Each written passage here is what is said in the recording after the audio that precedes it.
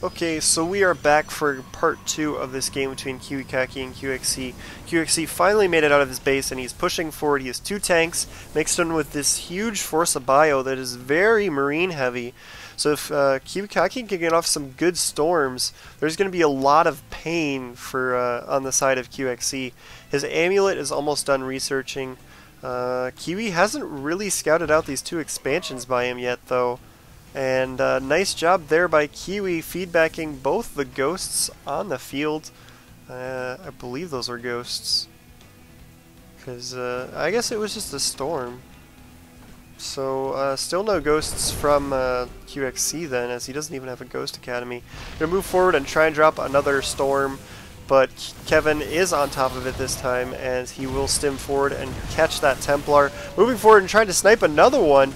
Gets the second Templar, third one almost falls. That was actually a really nice job there by Qxc, picking off a couple of the extra Templar, thinning out the storm counts on Kiwikaki's side. And he's just setting up this really nice offensive position and waiting for Kiwikaki to try and break it.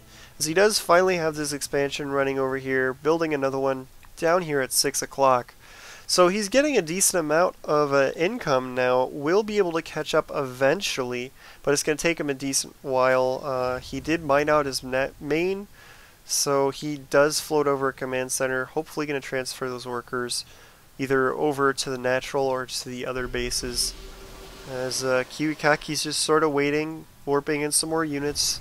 Not getting too aggressive on trying to break this. Qxc keeps sending in small strike forces trying to kill Templars, but it's not quite working now that Kiwikaki has realized what he's doing. There is a charge out on the field for Kiwikaki, which is going to help him quite a bit. Force fielding up that ramp so that side of the army cannot assist. Then he's just going to storm it. Zealots in on the forces of Qxc, storming the tanks. It wasn't really the best attack there by Kiwikaki, as he did waste the charge cooldown on a significant number of his zealots there. So Qxc was able to just stim and out-micro them. Good storm there, doing a ton of damage, but both of the siege tanks are still alive at this point. Kiwikaki was not able to kill those. So Qxc is now pushing forward, and it looks like he's going to be able to do a decent amount of damage if he keeps rallying forces. He has all of his units rallied at this the top of his ramp, so that they're not reinforcing this attack. So Kiwi probably will be able to clear this out now, since he did not actually reinforce, but he's going to kill as many probes as he can on the way out with these Marauders. It looks like it's going to be only 3 or 4 more probe kills there for Qxc.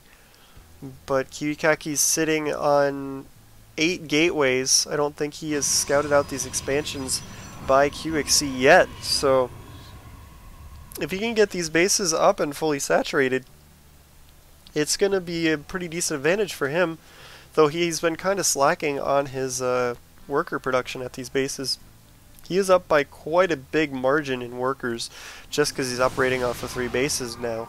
51 SCVs to 32 probes, and he's been like killing probes consistently this entire game on Kiwikaki's end. So Kiwi is making a high yield expansion in the middle.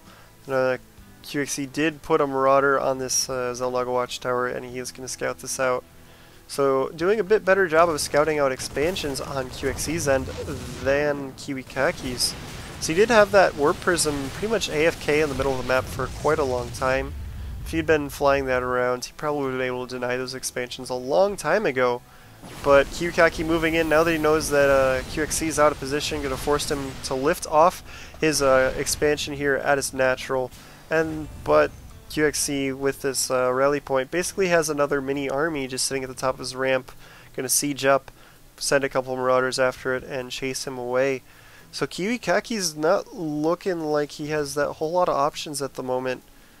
He really needs to get into a really good engagement and just steamroll Qxc's army with some nice storms, letting those charge lots get in there and cut them up. And then he's got to find these expansions and kill them. Because again, he still has not scouted them yet. Looks like Qxc's putting some pressure on him, but Kiwikaki just doesn't want to engage here. and just moving back, waiting for something. I'm not entirely sure what, as the only units that are really coming is an Immortal. Storm there to put some pressure on Qxc, force him to back off, but he lost a decent number of Zealots there in that engagement.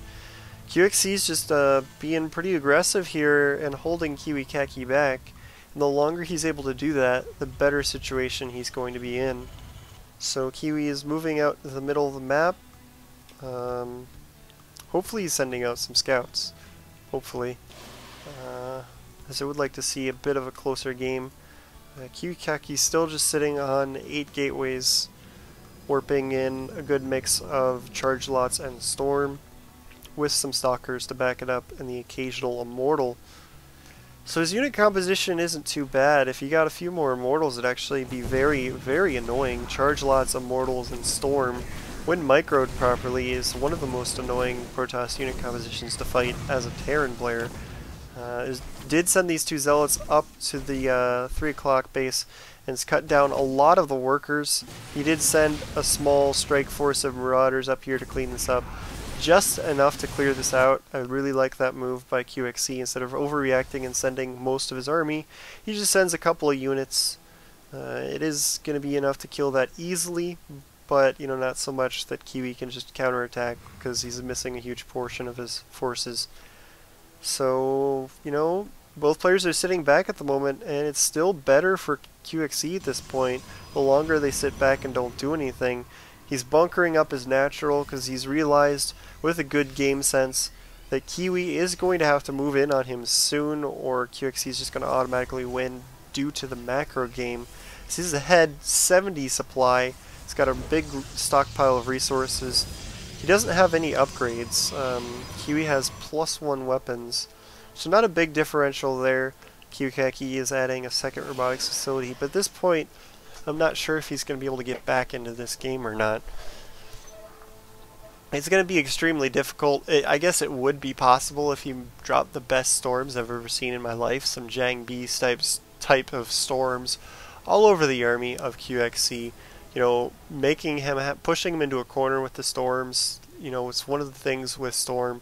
If you can play some just right so that the Terran can only dodge out of them in certain directions, you can push them into a corner and just keep storming them there.